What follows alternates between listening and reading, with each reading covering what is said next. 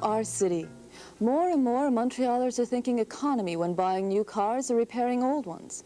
In the next half hour, we'll be getting some tips on how to test drive this year's crop of new cars from a man who's been testing them for more than 20 years. Later, we'll be looking at money-saving essentials of your keeping your car running smoothly. I'll be back with our first guest right after this.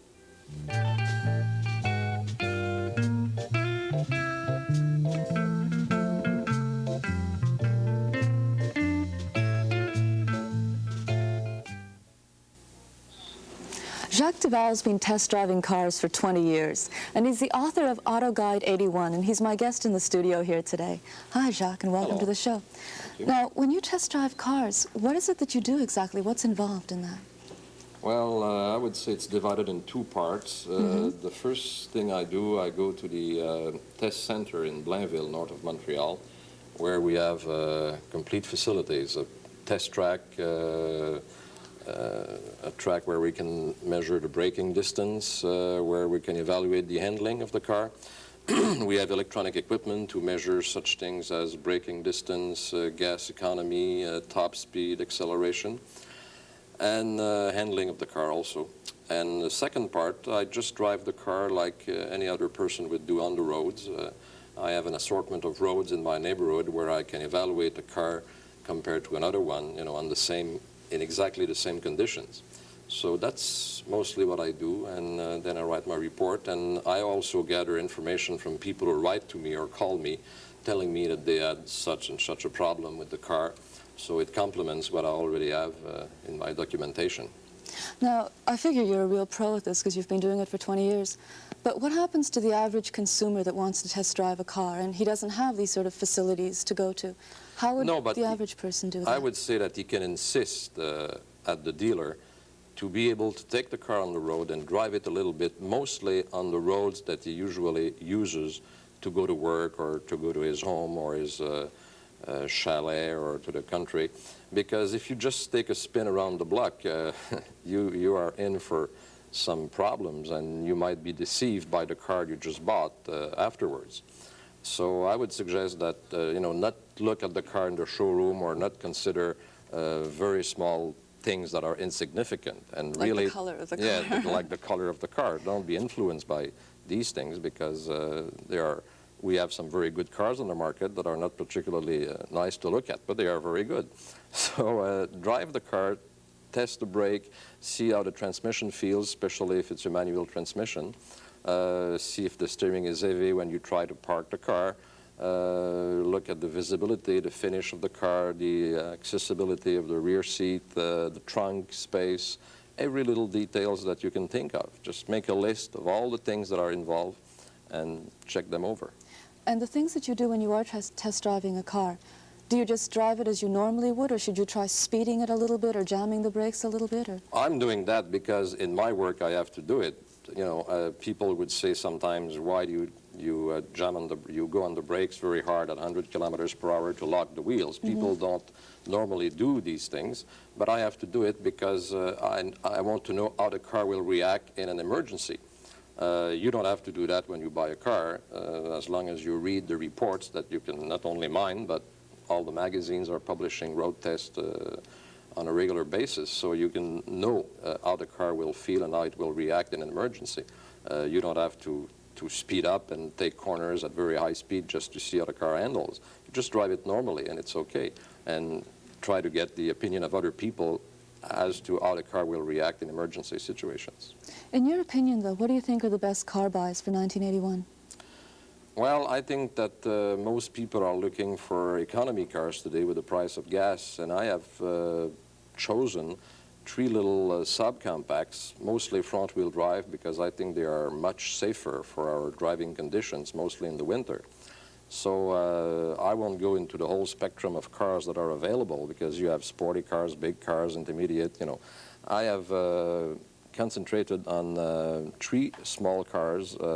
I would say not necessarily in order, but the three best buys right now are probably the Honda Civic, the Mazda GLC, and the Toyota Tercel. Well, we've got some film clips of these cars. They're driven by Henk de Vries of the BP Skid Control School.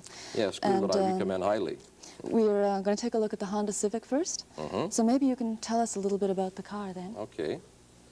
Well, the three cars we're going to look at are all in the 35 mile per gallon category, which is roughly 8 liters per 100 kilometers. And they are all front-wheel drives, very nimble, very maneuverable. People will say, well, these small cars might be very dangerous in case of an accident. But you have to realize that they are highly maneuverable, and you can avoid an accident much more easily with a small car than a big car. So that's one reason I recommend small cars. The Honda has been criticized for rust problems over the last few years, but I think it has been taken care of. And for example, we have 3 in the family, and there's no problems whatsoever with the recent models. Maybe not the 75, 76, or 77, but since 1980, they have corrected that, and they are very, very good cars, very peppy, and I don't see any major problem, except that it's not the most comfortable car. It's mostly a city car. If you want to take it on the highway, well, it's a little bit rough. Okay, the next is the Toyota Tercel. The Toyota Tercel is quite a new car. It came on the market last year, and I was worried at the beginning because you have to be careful with a brand new automobile. Sometimes they develop some problems later on, but it has proven to be a very reliable car, this Toyota Tercel. It's particularly good in braking. We had the shortest braking distance recorded among small cars at Blainville with the Toyota. And it is also a little bit different in handling. It is not typical of a front-wheel drive. It does not understeers as much as the others, and it's very, very easy to control for somebody who has never driven a front-wheel drive, because you have to make an adaptation when you go from a rear-wheel drive to a front-wheel drive, because in a corner, if you drive too fast, the front end has a tendency to wash away and continue straight. But the Tercel avoids that quite successfully. And the Mazda GLC? The Mazda GLC is a very good automobile because the Mazda factory has always produced high-quality cars, and it is a recent car that has been introduced on the market in 1981, so we cannot tell immediately if it's going to be as reliable as it should be. But in the past, Mazda product, except for the rotary engine cars, have been very, very good in the reliability department. And the Mazda does almost everything very well. I have noticed in the winter the engine is a little bit rough, but it doesn't present any problem for starting or things like that. So the car is very good. It's spacious, and it's easy to drive, very economical. It has almost no defects. It's not the perfect car. There's no car that is perfect, but it's also a very good buy. And I see that all 3 of them that you've picked are foreign models. Why is that? Well, because I don't think that the American manufacturers are still offering the right car for people who are economy-minded. We're going to see in the next few months new automobiles like the J cars from General Motors. I've been told that they are excellent cars. They're smaller than the present X cars. They're also front-wheel drive with supposedly independent rear suspension. So that's very promising, but still they are not proven. The X cars were also very good cars, but they have been prone to all kinds of little problems in the last 2 years, and it is very hard for me to recommend them. Ford has been offering in the last few months what they call the World Car, the Ford Escort and the Mercury Lynx. They are quite good, but then I don't think they are to the level of the Japanese cars so far. Maybe they will improve in the next few months or next year. And as far as Chrysler is concerned, it is also the same problem. We don't know if it's going to be as reliable as it should be. So you think reliability is the biggest problem? It is the main in North factor. America? With the cost, with the price of new automobiles today, you can't take a chance and have to pay a lot for repairs. So I think that this is the main thing that you have to consider when you buy a car.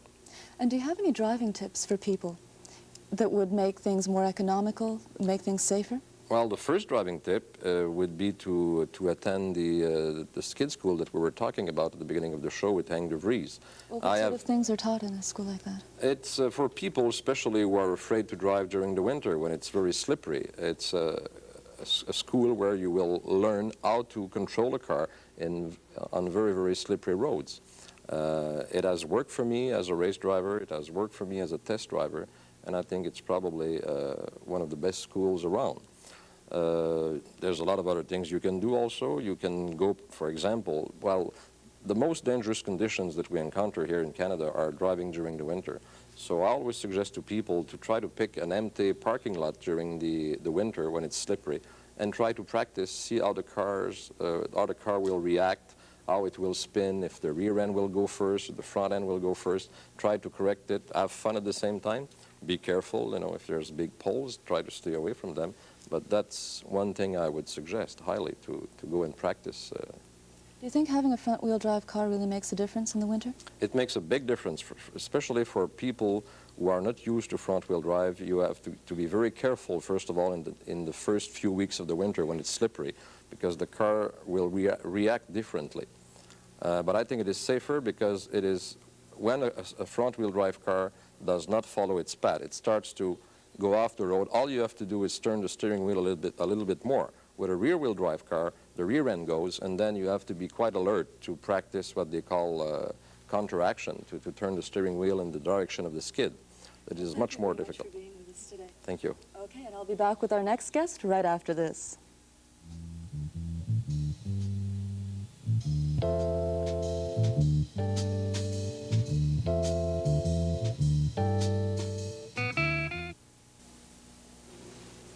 Jeff Gray is a McGill Law student. Right now, he's teaching a very popular mechanics course for the McGill Students Entrepreneurial Agency. Hi, welcome to the show. Hi. This course that you're teaching, what sort of people does it cater to, really? Well, my course caters to the beginner up to the intermediate. It's in no way very technical. It wouldn't deal with precise specifications and detailed analysis of various parts of the car. It just gives the student a basic understanding of how the car works and the individual parts, components that make up certain parts of the car, like the motor, for example, the suspension, the brakes, and things of that nature. Do you have the courses divided into people that know a little bit about cars and for those that don't know anything at all? Because I know that one of the reasons I've never taken a course like that is because I'm terrified of looking stupid. Well, not really. I will take anybody from a pure beginner who barely knows how to change a flat tire to someone who knows what the parts are called generally, and just group them together and just go over the cars I just said before in a general but yet sort of specific manner. And what basically is the outline of a course like that? What can I expect to learn? Well, I start the course off at the very beginning.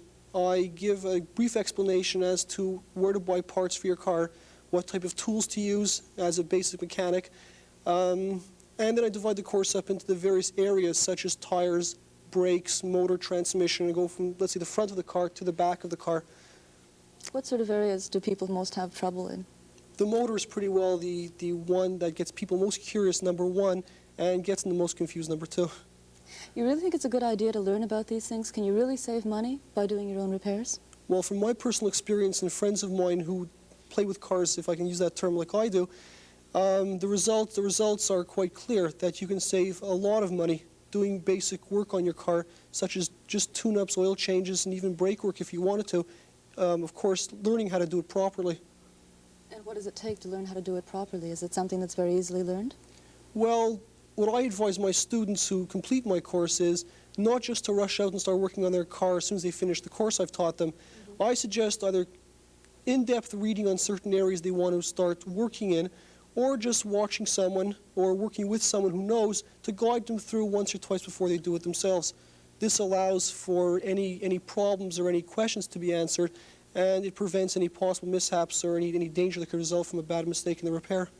Can you give me an example of one basic repair that people should know about that occurs a lot? Well, I would have to say tune-ups. Since fuel economy is the big issue today, a well-tuned car, no doubt, uses a lot less gas than a car that's out of tune. The price of a tune-up in your average garage or service station, the tune-up done at home will save you at least two-thirds of the cost of the price in a garage. Well, how would I do a tune-up then? Well, first of all, you'd have to go out and buy the parts. And A car too. I don't have a car. you have to buy a car first, of course. Yeah. You would have to first start off by selecting the proper parts. Now, this would be determined by whether, for example, the car's electronic ignition or your standard mechanical ignition. There are various tune-up kits sold, at the various parts dealers around the city that apply to your particular car. Now, once you've got the parts, you have to consult a book like... Well, sure, you've brought all your things with you here. A book like this one, for example, which is just an illustration of the types of books available in the bookstores today. And inside this book, for example, you'll find detailed specifications on certain measurements of the various mechanical parts in the tune-up. Plus, you'd be able to find a step-by-step pictorial analysis as to how to do it from one step to the last. And, of course, you need various equipment, like a timing gun, which either you would buy or you could rent. Looks lethal. Timing guns are quite expensive. This one would probably run in the $50 vicinity right now, and it could easily be rented for $5 or less for a day. And the average person wouldn't need a tune-up more than once a year. So with $3 to $5 a year for the rental of a timing gun, it's still very cheap. Where would you rent something like that from? Well, there are various tool rental places around the city of Montreal, and they've got any tool you want for carpentry work, mechanical work, etc., and there's no problem. And if your car has the manual ignition system as opposed to electronic ignition, you would need this instrument called a Duval tachometer. Well, first off, I'm still sort of intrigued by this. What does this do? This will tell you if your engine is timed. In other words, if the electronic processes in the engine are corresponding with the mechanical processes. And if they aren't, then the car will start to act a little bit strange, and you'll be wasting a lot of gas as well. The Duval tachometer will just tell you how to set what's known as the points in a mechanical ignition car. It will tell you what the precise space distance is, electronically as opposed to manually. And this is still in the basic tuning up of the car? Yes, yes. And what are some of the other tools that you've brought with you? Well, this is the basic ratchet or socket set. Now, this set will help you do almost any mechanical repair in the car whatsoever, involving loosening or tightening of bolts. And a set like this is quite inexpensive, and I would suggest buying a set of this type, not necessarily of a specific brand name, but yet with a lifetime guarantee. How can you tell that you've got the right tools for the right car? I mean, could you use this on a North American car as well as an import? That's a good question. This set is built for an American car. The only difference between this set and the set you'd use for an import would be that the import car requires metric measurement tools. What you would have to do is just change the sockets, but the rest of the components, the ratchet handle and the extensions and whatever, these would stay the same. So instead of buying a whole new set, you could just buy a series of sockets and adapt them to your previous attachments, saving the cost of buying a whole new complete set.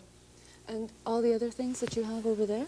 Well, what I brought with me in this tray are the basic tools you would use in most repairs. Tools other than this are more for specific jobs, and they wouldn't necessarily be required to buy. Again, tools for specific jobs like body work, welding, etc., you'd probably rent because of the extreme cost of it. But you would need an assortment of wrenches, which again have to either be standard for American cars or metric for imports.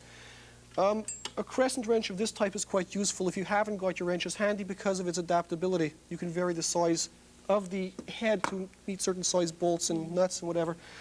A basic pair of pliers is always important to carry around, just as a pair of vice grips or locking pliers. These will serve a multitude of purposes, and it's one of the most versatile tools you can carry in your toolbox. As well, a selection of screwdrivers, such as one of this type, or you could buy one of these with the various detachable ends on it, which would be a slot driver as you have on right now, or it could be a Phillips screwdriver or Robertson, depending on the type of screw you're taking out. And finally, either a feeler gauge of this type, which is used to measure the gap on a spark plug, which is the distance between two electrodes, or a feeler gauge of this type, which is used for space measurements, one being the point gap, which you may want to do mechanically as opposed to electronically. Other than this, as I said before, you'd probably want to rent specific tools that are more expensive to buy because you wouldn't use them that often. Well, what would you consider here to be essential that I really should buy if I wanted to do my own repairs? I would suggest basically everything you see here, except for the Duval tachometer and the timing light, which you may want to rent. How much would all this cost me, would you say? It varies. I would suggest buying good quality tools, maybe not the most expensive, but a lifetime guarantee quality tool, which in the case of a breakdown, you could get replaced at the specific store or dealer free of charge.